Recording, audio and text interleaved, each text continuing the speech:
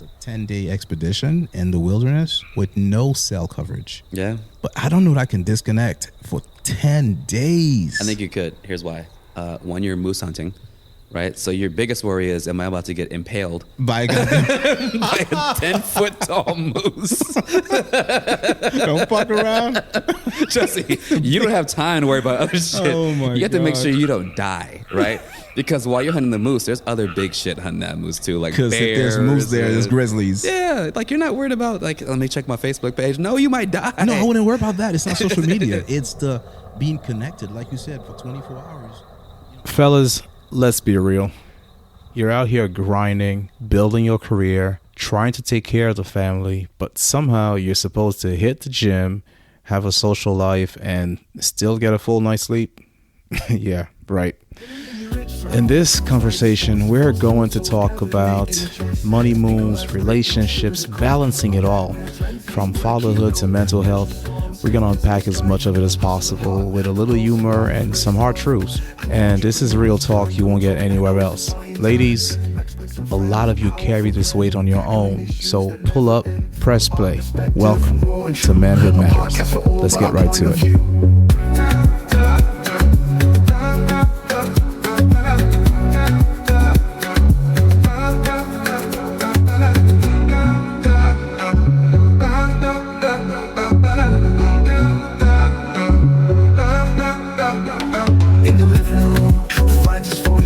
Hey, what's up, everyone? I am your host, Stefan. And I'm Jabari, returning champion. That's right, that's right. Let's get right into it, man. I'm finding that it's almost impossible to really balance things. And maybe it's just me. You know, work-life balance, career, relationships. And it almost feels like the real formula is that there are seasons for certain things. And there are seasons in which you'll need to prioritize certain things. And then it starts to kind of balance out. But you can't, if you're trying to make it, if you're trying to provide, if you're trying to be a man, if you're trying to do all these things, I don't really see how, you know, and maybe you can help me out because I don't see it. You know, I kind of feel like right now I'm like ultra focused on success and this business that I'm trying to get off the ground. Well, I think it depends on where you're trying to get to, right? Because not everybody wants to be a millionaire, right? If your I made it moment is I have a job, I get paid every 2 weeks, it handles all my bills, I'm putting a little bit in my 401k. So with my 401k and my Social Security, by the time I'm 63 and a half or whatever the new age is, I'm going to be okay, right? Yeah. Those people, as far as, you know, hustling and grinding, like they're not really hustling and grinding because they know with the formula that they've started with, I'm going to start working at whether it's 19, fresh out of high school, or 22, fresh out of college. They know that I'm going to put in my 40 years, and by the end of my 40 years, I'm going to have X amount of dollars, and I'm going to live a modest life. Yeah. Because, you know, not everyone lives in LA, Miami, New York. I mean, hell, we're here in Georgia, but yeah, but I mean, property taxes are still pretty crazy, you know, like they are. But if you have a $250,000 house and you live in a rural area, I mean, do you really need, you know, $1.3 million in the bank to live out the rest of your life? You're right. I guess it's measured, you know, differently for each person. Correct. It's funny. I have this rep. I used to. I called him into my office one day, and I say to him, I'm looking at his run rate as far as what he's going to do for the year, and I can kind of just figure out how much money he's going to earn. Mm-hmm. And this dude was on track to earn $37K for the year, right? Mm-hmm. And this was 2011. So, you know, I'm talking to this guy. I'm like, hey, man, you know, the minimum that all the reps here should earn is about $60K. And that's just if you're doing the bare minimum. If you just show up and barely do your job, skate by, you're going to make $60K. But if you do anything else, you know, anything extra, you go above and beyond. Obviously, you hit six figures and more, but you're on track to make $37K. And I thought that would motivate him to say, hey, dude, you know, like, come on, step up. What are you doing? Yeah. And he actually said to me, so that shit kind of backfired because he said, oh, really? And I was, so I was Was he like, rich? I was like, yeah. yeah, really. He goes, well, Stefan, it's all I need. Yeah. And I was like, how? This was Huntsville, Alabama, right? Yeah. I was in that market for 1 year. And so he goes to me, well, my grandmother passed, deeded me a house, right? So I have this house that's pretty much paid for. I don't wear anything, just name brand. I shop at Walmart, and $37K a year is way more than I need. I don't have a mortgage. I just pay probably a couple $100 a year in taxes. How old is he? At the time, this guy was early 20s. I'm going to say 23, 24. So no kids. Yeah, just him and his girlfriend at the time, and they were about to get married. And I'm not sure if he had kids, it would have made a difference. But that was his season at that moment. Because when I was 22, if I was making $37K a year back in, man, I'm old, 24 years ago, like. Yeah, but that's my point, though. I was fine back then. Yeah, but that's my point. This is 2011. It's not that long ago. Yeah, but $37K? Yeah, I could have made it. I mean, splitting rent with somebody. My due was probably Or paid off mortgage. Right? So what real bills do you have at $3,000 a month? I mean, food, entertainment money, cell phone bill, other minor stuff. He's not going through $3,000 if he's responsible with his money, right? And if his girlfriend's sounds like he was too. And if his girlfriend's working too, she's probably bringing in. They're killing it. Yeah. And I don't mean to shit on that, but it's just crazy to me because I don't want to be that squirrel that's just hoarding and hoarding and hoarding, but I want to be in a situation. I think Jim Rohn says it best. He goes, I want to build an armor around my family that is impenetrable. Mm-hmm. A financial armor around my family that is impenetrable. And that's where I'm trying to get to. I definitely don't have time for myself. Mm-hmm. So how do you handle that right now? How are you dealing with that? Or is that the same for you? It was the same for me. I want to say back in 2020, COVID happened. I got released from Enterprise Fleet Management. That means fired? Yeah. Thank you for that. Now everybody in the world knows. That's released. That's okay. Great. That's great. No, my bad, no, my thanks bad. to Fawn. They released you, brother. and 10 other thousand people, right? It was like 5 figures worth of people got released. Yeah, that's crazy. So then I went into roofing, and it was the company, and the gentleman that hired me, the branch manager that hired me at Enterprise was now working at this roofing company. He was like, hey, I want to bring you in. It was 100% commission, which I'd never done before. But he's like, look, if you grind this out, you become a general manager. And once you're a general manager, then you get the banker's hours, right? You'll be working that 9 to 2, 9 to 3. And I was like, oh, that sounds great. I'll grind for a year and a half, and then life will be good. So then I did.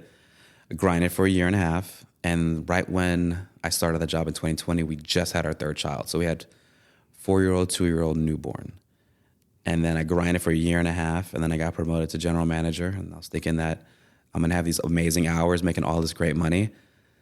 But I had to keep grinding because now I had all these new people that didn't know what they were doing. So I had to keep working be in the office at 10 o'clock, really 9:30. And then I'm getting done at 10, 11, 12 o'clock at night. Yeah. And that's not even counting your commute. This is just 12 hours in the office. Yeah. And then in-home presentations, right? Yeah. So I'm still working the same hours, and my wife's like, look, you're making good money, but like you have a 2-year-old that you've never really seen because you're working Monday through Friday, sometimes on Saturdays. And even when you are home, you're still on your phone answering calls because your people need you to help them close a deal, right? So she's like, I didn't sign up to be a single mom. Yeah. So we got to figure this out. So then I ended up leaving that job and then taking another job. And then that ended up getting to me where I am today, where now I own my own business, which now allows me, the hours are a lot better, right? I probably get started around 9:30, probably get done around 3, 4 o'clock.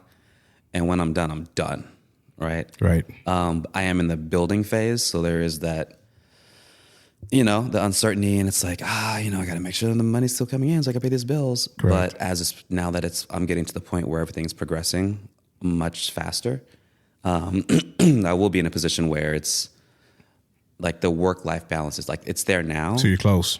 Yeah, but I'll be also financially comfortable. Yeah. Because it's great to have these hours, but it's not great to have these hours and not be bringing any money.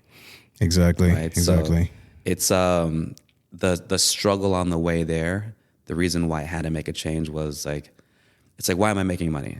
Making money to take care of my family. But if you're making money to take care of your family and you're not seeing your family, then is the money really worth it? And I guess my argument, I don't disagree with that, obviously, right? But I guess my argument is I can't do both at the same time. So my struggle is I'm going to have to pick one and do it balls to the wall and just go super, super hard, right? That's what she said.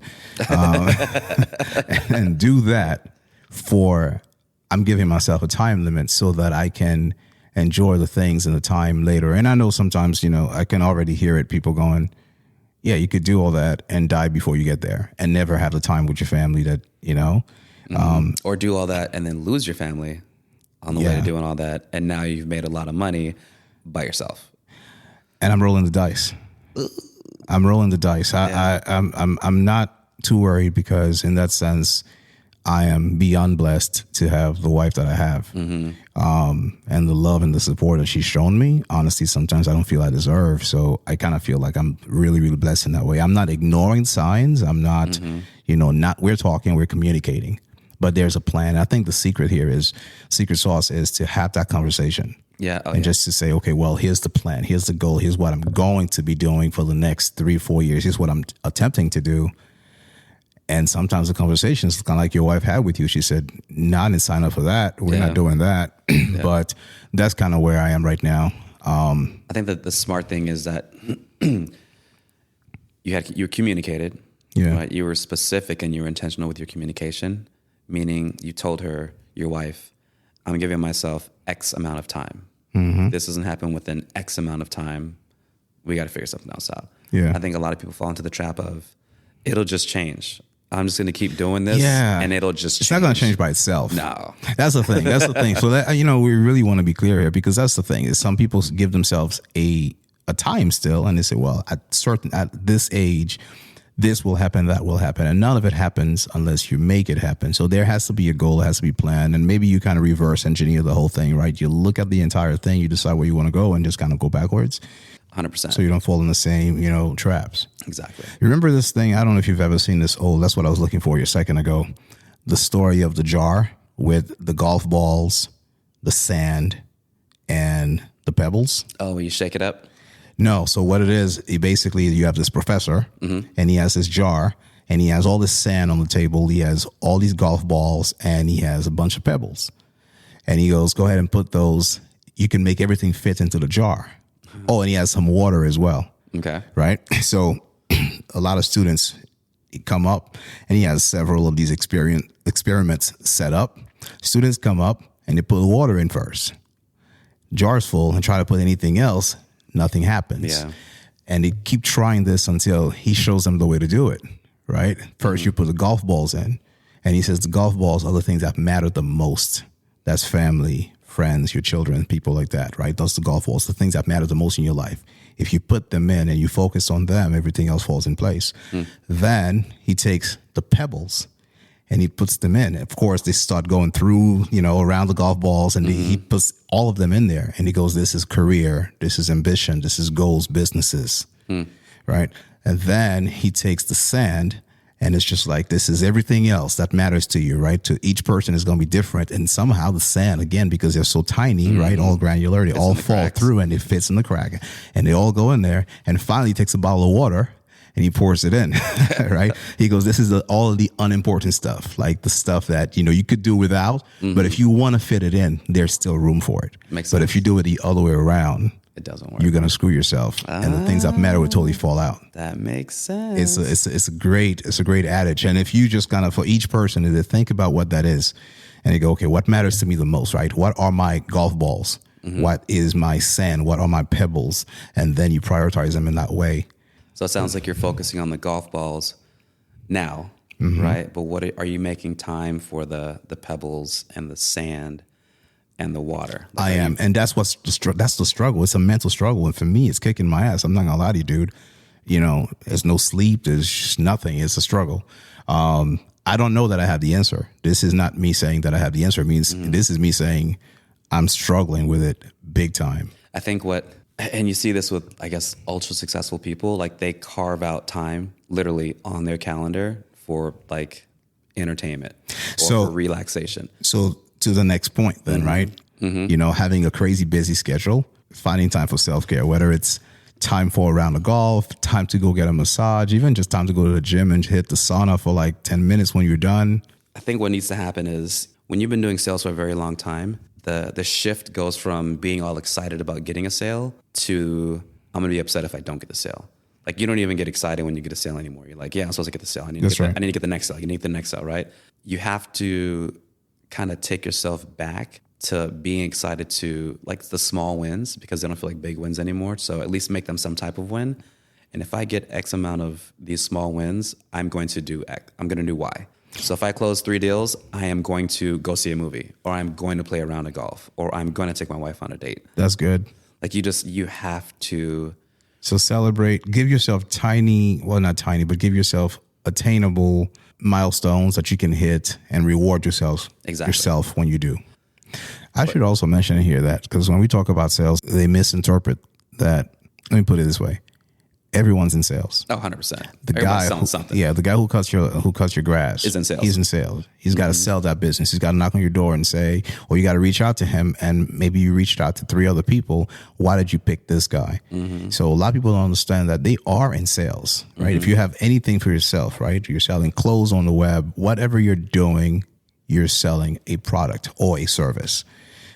So this applies to just about everyone. Yeah, and it can apply to even if you still don't consider yourself in sales. If you have something that you do at work that needs to be completed, say the next time I complete X amount of these, whether it's 3, 4, 5, whatever that number is, when I complete these amount of things and they're done well and I get the recognition that I was hoping to get, I am then going to reward myself with a spa day.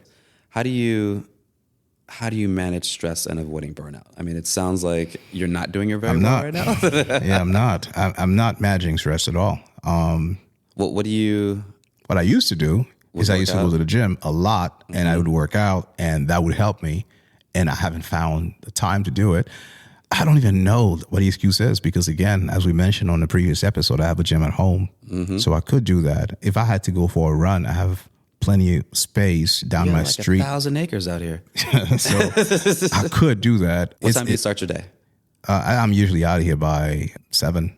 So I'm waking up at 6. 6? I'm waking up at 6. Okay. No breakfast, just waking up at 6, straight to the shower, getting prepped, a couple of minutes of prayer and meditation, and then I'm gone. I'm heading out. You could literally wake up at 5:50 and get a 10-minute workout in your home gym. Yeah. Because that's what I started doing last week. I was just like, I'm paying for this gym membership that I'm not getting. But you know what? I have 2 dumbbells here that in my closet, pull them out, get a 10, 15-minute workout in, and then start my day. Now, I'm not doing that every day. I'm not going to sit here and lie about it. Yeah. But I did do it 2 to 3 times last week. And my goal is to just, if I can get to every morning, just committing 10 minutes of my time. Like for me, that'll work. And for my body type, that will work. But more importantly, for someone like yourself, where you need that outlet, like you even have a punching bag in there. Just hit the bag for like 5-10 minutes. Yeah. And that's a stress reliever. Yeah. I can tape somebody's face on it. 100%. I was listening to a podcast again from another friend of mine, and he committed this year to doing 100 burpees a day. Takes him 10 minutes. 10 minutes? Yeah, he said it takes 10 to 12 minutes takes him because he doesn't do 100 straight once. out. Yeah, he'll just, I guess, do 20 and maybe do 5 sets of 20 or 4 sets of 25, whatever he needs to do. I guess if you did 10 a minute, yeah, that makes sense. How do you prioritize? We've already talked about family, but friends, obviously we talk about family and career, but is there room for that in your life right now? I talk to them a couple times a year. Right? Isn't that crazy? It's crazy. Because none of them live here. Okay. Right? So like the people that I grew up with, I grew up in LA and we're in Atlanta, right? So half of them are not even in LA anymore, right? So my bestest friend, he lives in Tampa Bay over in Florida. So I think I messaged him like last week because I saw that he started a business on LinkedIn, and I just said, congrats. That's not, you didn't even type that shit up. There's a button. There was. Your lazy ass. Oh, you care so much. No.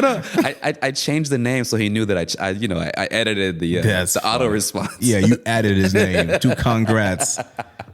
That's funny. But I mean, yeah, man, it's like he knows that I love him. I don't need to constantly, maybe this is a guy thing, I don't know. I don't need to constantly communicate with him for him to know that I care about him and his family. If he's ever in Georgia, like he knows he has a place to stay. If I'm ever in Tampa Bay, I know that I have a place to stay. Is that enough, do you think? Do you think that's enough? I mean, let me tell you why I'm asking you this, right? So wifey and I were having a very morbid conversation the other day about death. And we're talking about funerals and, who would come and things like that. And, it's kind of like a big show. Yeah. Right? And these are people who show up, and she put in air quotes, to pay their respects. And the reason they're doing that is because there's a guilt. Yeah. Because they never got to show enough love while you were here. So now they feel bad, and it's mostly for them. Obviously, you're not here anymore. You're gone. So it doesn't matter to you. Maybe makes the family feel a bit better that, oh my God, he was really loved. Look at this person. But then the same token, they're like, we haven't seen you at all. Do we even know you? Because we don't know who you are. We haven't seen you in years. Oh, I remember you. He went to high school with you, whatever. Question was, that she had was, why don't we do a better job at making time for that and showing that person love once every 2 weeks, once a month, once however, just enough to say, hey, I'm thinking about you. Hope you're doing well. Here's a text. Here's a call. If that person goes and you don't get to spend enough time with them because of, geographical reasons, we all live all over the country, all over the world, but at least you were there because we were all able to communicate. We were a phone call away. So is that, I feel that way. I feel like she's totally right. And I'm just like, yeah, I just have to do a better job at doing that. I have a handful of friends. I mean, I know a lot of people, but I have a handful of friends that I know mean a whole lot to me, and I love those guys, right? And I've made myself this promise after this conversation to say, hey, I've got to, like you said earlier, put it on my calendar on a Saturday morning. On a Saturday morning, I have a list of 10 people every other Saturday that I reach out to say, hey, how's everything going? And some of them you'll end up having a conversation with for longer than maybe you even wanted to because we're all busy. Yeah. But I think that shit matters a lot more than I think we're missing out because this is a life we have and this is a time that we have together. I think it's tough because you're probably like me where you can, wherever you go, you're going to make a lot of friends. Yeah, I'll walk up to anybody and talk to them. Yeah, so then what ends up happening is it's like, yeah, you have maybe like your ride or die top 5 that you've known for decades. The guys you would go rob a bank with. Yeah, but then you probably also have 100 people that would at least talk to you about the bank heist. Yeah. You know what I mean? So it's like you want to text those 5, but then you also have that 100 that are kind of like, you could call at any moment they'd want to hang out with you. Well, let's narrow it down. It's really not exaggerated. Not that. At least for me, it's not. You're right. I know a lot of people. You know a lot of people. We make friends wherever we go because I have no problem walking up to someone and sparking a conversation, But I'm going to say roughly 10 to maybe 12 people that I need to know they're okay, that basically 12 people I give a kidney to. Got it. So I only have 2 to give, unfortunately. I only got 1 to give because I need 1, right? But you know what I mean? Like these are the people who will be on the list. If we were a match, I'm giving it to them. The other 100 that I know, I'm okay if we don't talk all the time. Yeah. I'm okay if I find out with, oh man, this person passed or whatever, and I didn't even get to go to the funeral. I'm still okay. I'm saddened for you. My love goes out to you and your family, but that's pretty much it. Again, said to my wife, she doesn't have a lot of friends. She's the opposite of what we are, right? She's a total introvert, has 2.5 friends, and I'm being generous, right? Half. And she was talking about one of her friends when she said, hey, I would be perfectly okay. I would feel fine. I would not feel guilty if something happened to this person, knowing that I reach out, knowing that I show this person my love. When I think about those people that matter to me, I want to be in that position and say, these people matter enough, and I let them know that they matter frequently enough. Now it works both ways. If once a month you hear from me and I'm the one reaching out, maybe I'll create the habit and hopefully, it's reciprocal. But if it's not, then okay, cool. I need to adjust that dial a little bit, and maybe I need to reach out to you a little bit less because it's not, the feeling is not mutual. Yeah. But I don't think that's the case with anyone that I hold in high regards, people that I truly love. Well, if those 12 people are like you, then they're probably going through the same hustle and grind. If they don't reciprocate, it's probably because they're just caught up in trying to make it. I think if we create the habit, though, I mean, people will be like, because, dude, I'd be hard pressed to not. They'll be like, I don't need to do it because he's going to reach out. Nah, dude, listen, regardless of how busy I am, if you reach out to me every other Saturday or every other Sunday, you call me and you're always checking up on me. The next time I see your number pop up on my screen, I'll be embarrassed. And again, these are the people that you truly love and you care about, and they care about you just the same. Your 12 friends, your top 12, right? Mm-hmm. I'm assuming they were all in your MySpace top 12, but What? Yeah, I brought that back. He said, I was like, wait, what? MySpace? We got kids on this show, right? I'm like, they're like, MySpace? MySpace. What's that like? Facebook? Black Planet? Yeah, you know, where you shared your Napster, but Yeah. do they all know each other? Many of them do, yes. So why don't you plan an annual trip? That's dope. They don't all know each other, but if they all went together on a trip, no one would like try to fight the other person. oh yeah, no, these dudes are all like awesome. Yeah, just an annual trip. There's one nigga I'm thinking of that I leave him out of the group. I mean, 11 is close enough. There's one dude, but that would be dope. See, what you do is you start a group thread, Yeah. right, where you talk about the trip, right? Hey, we're gonna do this trip, and you're always just texting about the trip. Now, whether the trip happens or not, what ends up happening is now you're all talking. Because I have a group thread where one of my best friends from college, we did a bourbon trip. We went to What's the bourbon trip? was it Louisville, Kentucky? Oh yeah. You know, where you can like see all the bourbon, I don't want to say factories, distilleries, right? Yeah. And so he created a thread. And by the way, if you ever do it again, make sure you go to Uncle Nearest because it's black owned and it's dope as hell. Yeah, But go ahead. We'll go. But we did that trip pre-COVID, and we're still all texting in that same thread. Not only are we texting in that thread, but we also have a Facebook Messenger for the thread. Even though there hasn't been another trip. I literally just said yesterday in the thread, we have to do another trip. Every year, we have to do another trip. And someone goes, yeah, we're going to do another trip. And then we don't do the damn trip. But we're always talking because then it's like, oh, did you see the game? Oh, did you see this? Oh, did you see what Trump said today? There's always a reason why between all of the, 10 people that are in a group, someone's going to say something. Yeah. Even if it's just a post about a new bourbon that they got, they're always in the thread. And so, yeah, just yesterday I said, hey, man, like we need to stop talking about doing the trip. We need to actually start planning the trip. So we'll see what happens. So that's what I'm saying for you. If you just put all your friends in a thread, they're all even the ones that don't know each other, they're going to find commonalities where they're going to start to get to know each other through the thread. So maybe the trip doesn't happen as fast as you'd like it to, but as soon as everyone starts understanding that like, oh, I could hang out with everybody here. Yeah.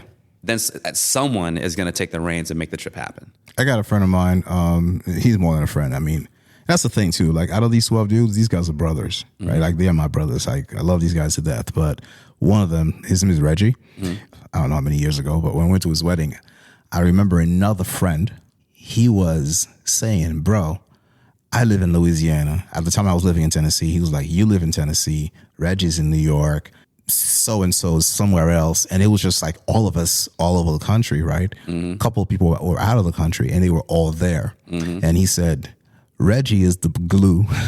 He said, Reggie's the glue. He said that. He was like, bro, how we all come together for this dude, he's the glue because he stays in touch with everyone. He does. He's one of those guys who does go out of his way and he'll make that phone call, be like, hey, just checking on you, whatever. And in fact, it's weird because he leaves voicemails. You know, Wait, I'm sorry, what was that? What? A voicemail. What is that? Like, yeah. You know what I'm saying? Because whenever, like, I don't leave a voicemail. If I call you, you don't answer, I just hang up. You see the missed shit. Call? Yeah. Yeah, you see the missed call, you call me back, right? Yeah. And when people leave a voicemail, I don't check it. Because I see that you call, I'll call you back. I don't need to go listen to 30 seconds that I don't have. Waste my time listening to you say, hey, bro, it's me. You know, call me back. I don't, what the hell you.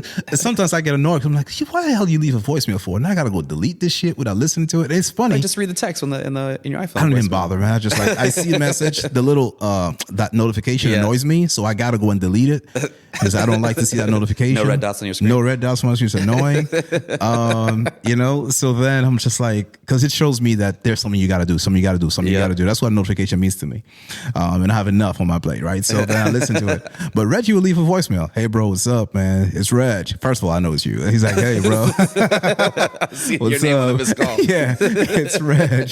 You know? Hey, it's Tony. Hey, but he'll say things like, I was just thinking about you and making sure you and the family are okay, sending my love, blah, blah. And I'm like, that little thing, that is a lost art. Just the act of caring and showing that you care in such a minute way goes such a long way. I'll have fucked up days and I'll get that voicemail because maybe I don't feel like talking when he calls, right? I won't answer. But later on, I'll listen to it and then it'll You'll feel better. shift my mood into someone cares. The people who count on you, wife, children, they care too, but you can't go to them with your troubles. Yeah. Not all the time. Yeah. You have to compartmentalize the shit, right? And just so to know someone reaches out. And so he's one of those, actually, I never thought about it until just now, but he's one of those people who actually does that. And there's a reason people stay in touch with that dude. I have friends that I went to high school with.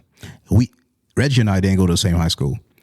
And he knows those guys because we lived in the same neighborhood. They're my friends. But I don't stay in touch with them anymore. We haven't talked in 25, 30 years. And he'll be like, hey, remember that guy you fought in high school that one time? And I'm like, yeah, I think so. He's like, yeah, you know, and he's like, yeah, we're just hanging out with him, whatever. I'm like, that's crazy how you stay in touch with people. Yeah, exactly. First of all, I won that fight, so you know. What do you say about the fight, though? Yeah, what do you say about the fight? Yeah, we got a rematch. I'm sure he's out of shape now. How do we protect our space? So setting boundaries for just protecting our personal time. Turn off your phone. Next question. That's a good one. I mean, think about it, right? Because most of the time, when you're losing your time or you're losing your space, it's probably because either someone runs into you, which is very rare, or they're calling you on the phone, or they're texting you. If you just put your phone down, if you didn't pick up your phone for 24 hours, like on a Saturday or something, I would lose my fucking mind. But how much time would you have? I would have a lot of time. You'd have a lot of time. My wife would figure out what to do with that time. But I would have, you're right, the peace that would come with that would be amazing. However, the worry and the anxiety that I would have for the first few hours, I was listening to, I was having a conversation with a friend who went moose hunting. Cool white boy shit. I'm dying to go. I mean, it sounds pretty cool. I'm not gonna lie about it. But they were Joe Rogan stuff. Fuck that guy. They were, It's just he says too many N words and gets away with it, and people just go, "Oh yeah, he's not racist." Screw that.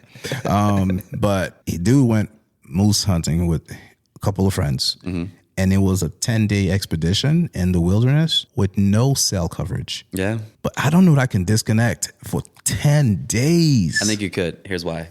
One, you're moose hunting. Right? So your biggest worry is, am I about to get impaled by a 10-foot tall moose? Don't fuck around. Jesse, you don't have time to worry about other shit. Oh my you have to make sure you don't die, right? Because while you're hunting the moose, there's other big shit hunting that moose too, like bears. Because if there's moose there's grizzlies. Yeah, like you're not worried about, like, let me check my Facebook page. No, you might die. No, I wouldn't worry about that. It's not social media. It's the being connected. Like you said, for 24 hours, you know, on a Saturday, I can't be off grid.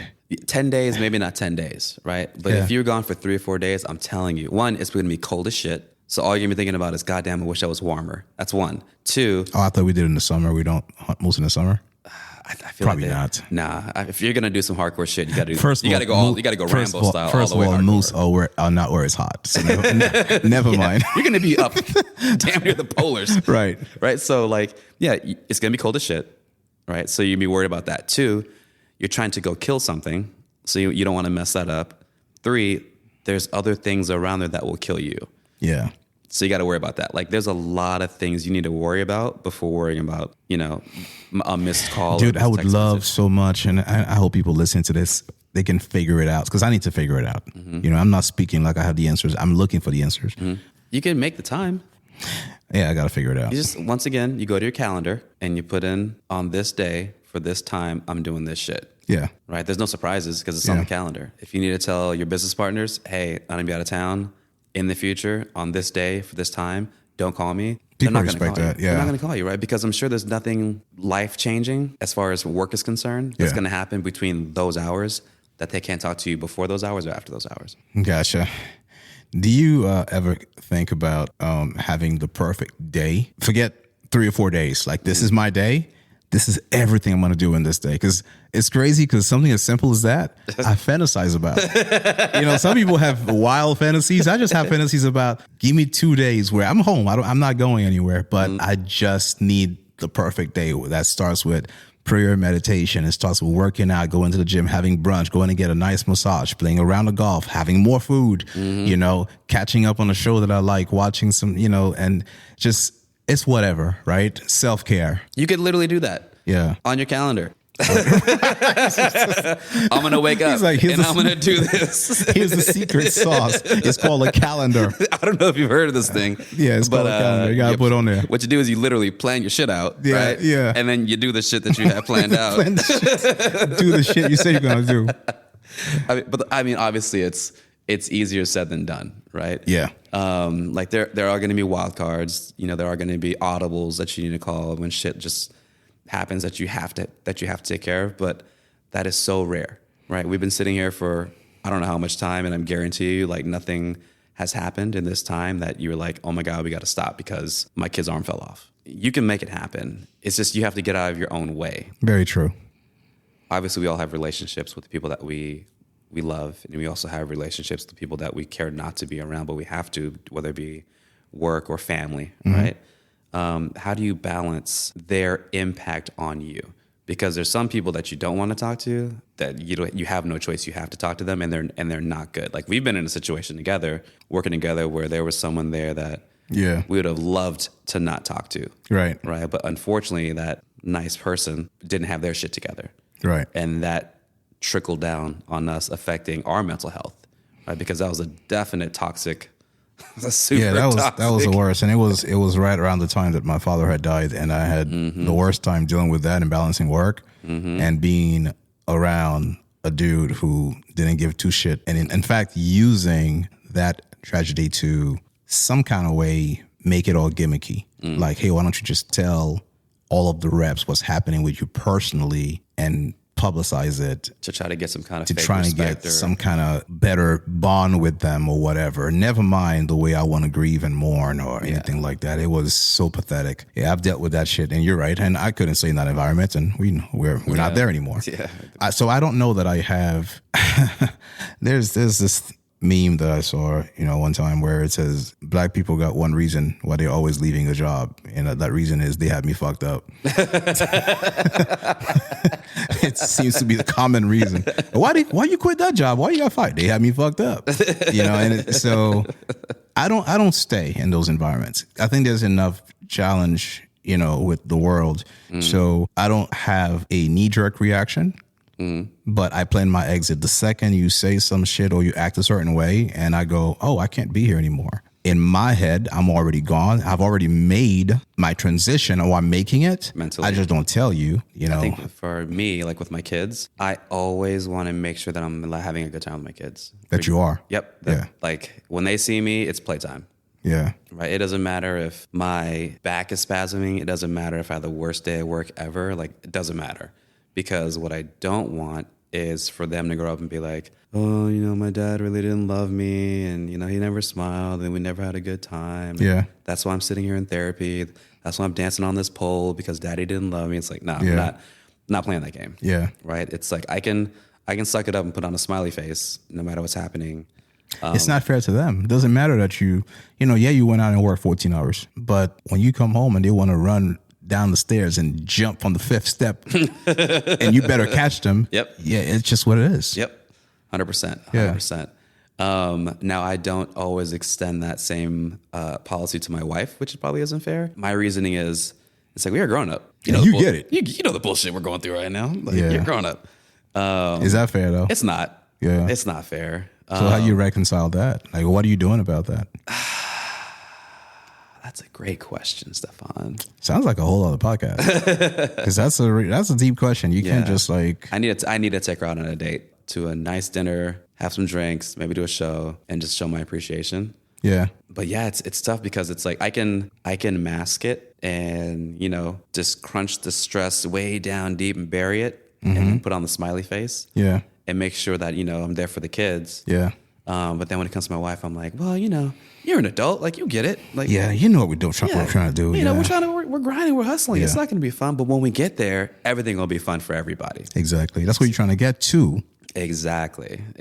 So it's like we're going to get to this point eventually. I promise you that we will. It's going to suck now, right? But when we get to this point eventually, like we're going to be good. Everyone's going to be happy. Yeah, and then but what happens is what dies along the journey. Exactly. And sometimes it's not the kind of thing you can revive. This is true, which is why I have to make sure that, if I want to be in my little poopy moods, I don't push her away too much, Yeah. or I don't say or do anything too stupid, where it's like, ugh, I can't come back from that. Yeah. And she knows me now. If I come home and she asks me something and I'm quick with my response, she's just kind of like, all right, I'm not dealing with this Negro right now. Like, Yeah.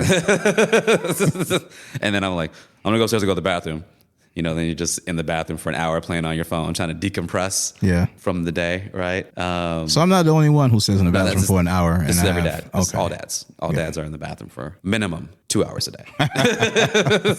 If we didn't go in there with our phone, 20 minutes a day. Oh yeah, I wouldn't know what to do myself. The other day I went in, I forgot my glasses, so I was there with my phone. I'm like, Just fuck, squinting. dude, I can see shit. I'm trying to play this game. I'm hitting the red blocks, but I meant to hit orange. Yeah, it was all fucked up, man. Yeah, I was like, damn it. And I wanted to call and be like, babe, slide my glasses. You might need to get a second pair just for the bathroom. You know, that wouldn't be a bad idea. Just leave it in there just in case. So you need to put that on your calendar to go get a Get second pair. That's funny. So, I mean, so yourself, so how do you make that balance?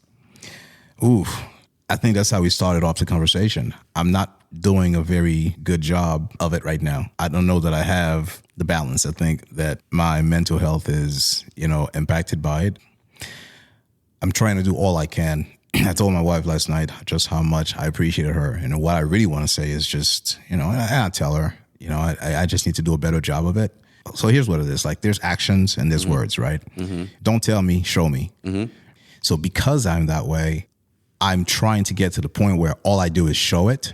Mm-hmm. I still say it, but I want to do more showing it. And sometimes when I don't feel like I'm doing enough, then I just shut down in a way where I won't even speak, because I feel like, well, what's the point of me saying something to you when I'm not able to back it up with action? So But even is that her love language? I recognize it as I'm saying it. I'm saying it right now. I'm going, that's my problem.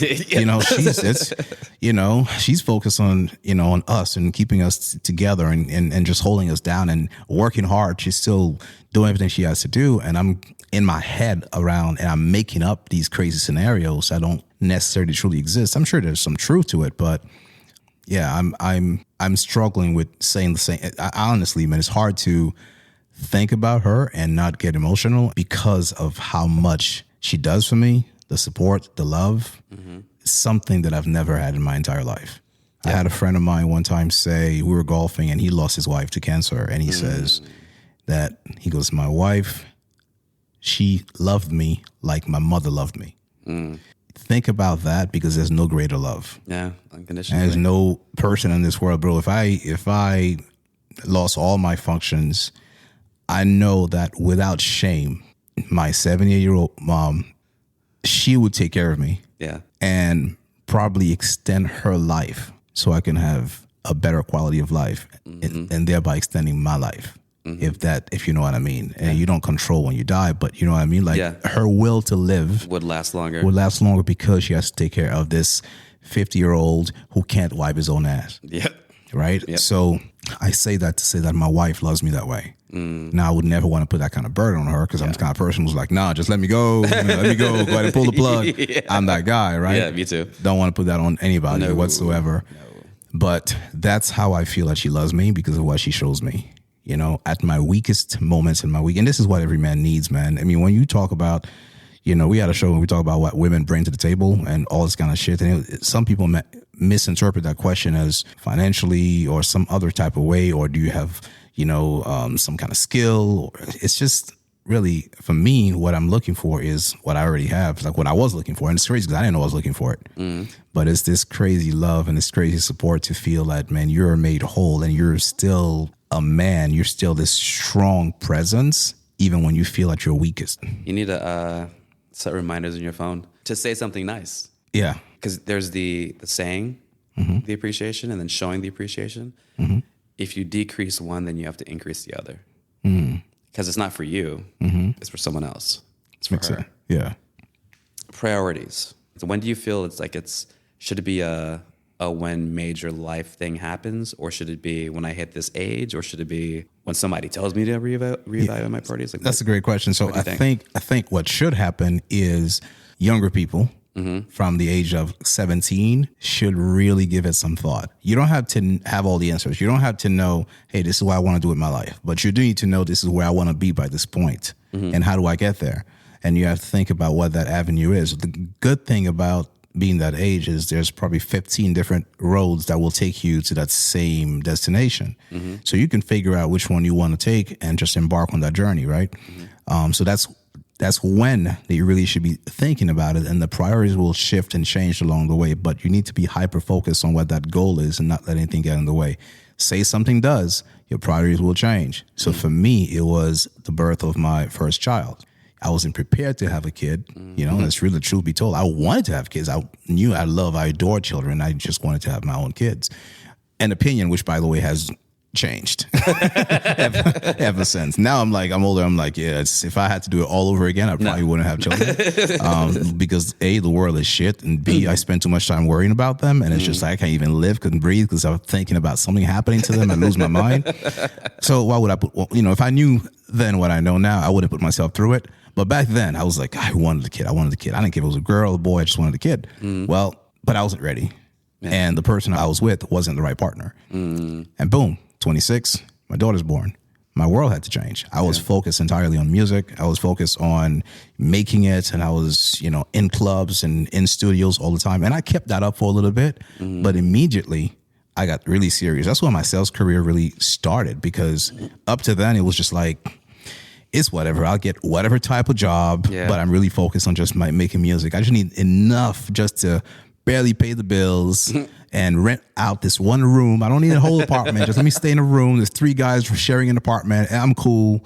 But my kid comes along and I'm like, yeah, this has to change. So I get a real job, even though it was sales, but I got into a real company. I got a real job, and I was there 10 years and got promoted and went up the ranks, and it changed my entire life. And my trajectory was different. It's hard to have an accident, bro. You don't just, what I mean? Like, what I mean is like to me, like the most life-changing event could be death, could be certain things, but it's really just the birth of a child. Correct. And we approached this, I shouldn't say we, but I did approach it that way. And I know too many young men and women who approach it as if it was something they can't help. Like it just fucking happened. It doesn't just happen. It happens because you take certain steps and certain actions, and you're irresponsible in your approach. I was.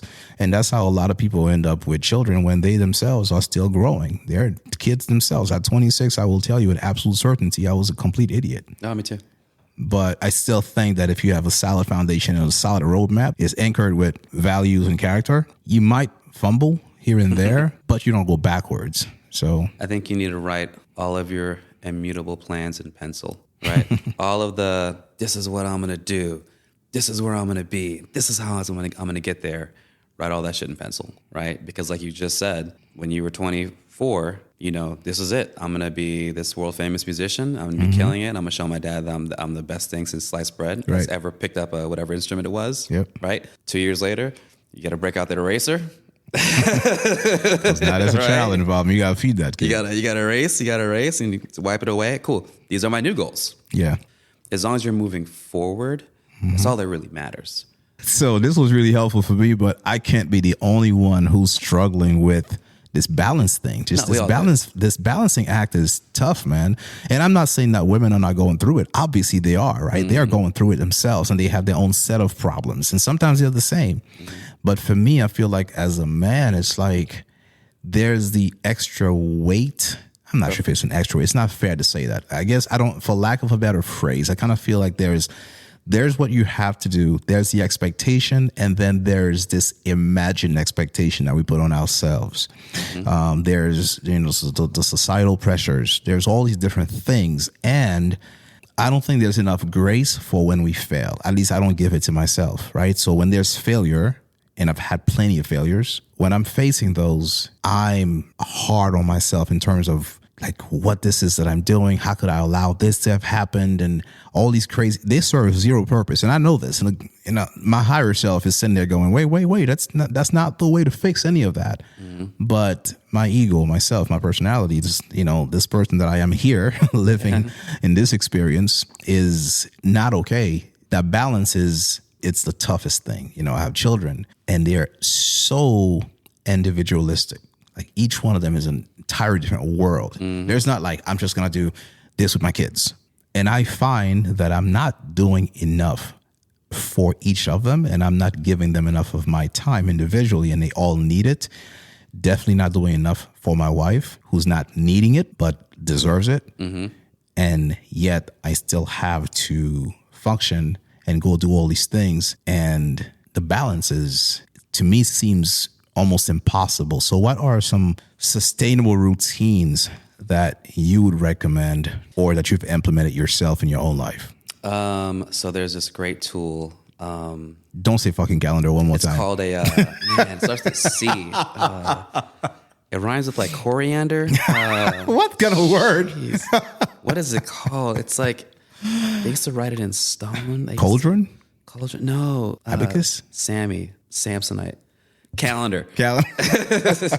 So you brought... Is that all it is? No, is that really all it is? Just going to write everything down? That's a tool. You have to know what to put in the calendar. And what I mean by that is, one of the things that you brought up was, everyone deserves my time. What you need to do is talk to each person and say, I'd love to be there for you. What does that mean to you? Right? Because one of your kids might say, hey, it'd be really nice if maybe we grab lunch once a week. Someone else might say, hey, it'd be really nice if you could play a game with me once a week, right? Yeah. Everyone... It's different for each one. It's going to be different for each person. You can't just automatically assume that they all want to hang out with me because I'm the most amazing dad in the whole world. They all want to just be blessed with my presence. It's funny you should mention that, because I used to take my kids to TCBY, and that traumatized them, because they quickly learned that whenever I would take them to get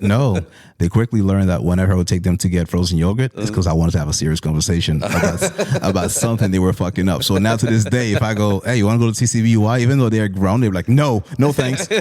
We go to Cold Stone. We're not going to TCBY though. Yeah, there's something about that place. You're gonna lecture us for 2 hours. I think what you need to do is you need to talk to each one of your kids and just say, hey, look, I'd love to be more present. What does that mean to you? Like, what do you... I love that. Me?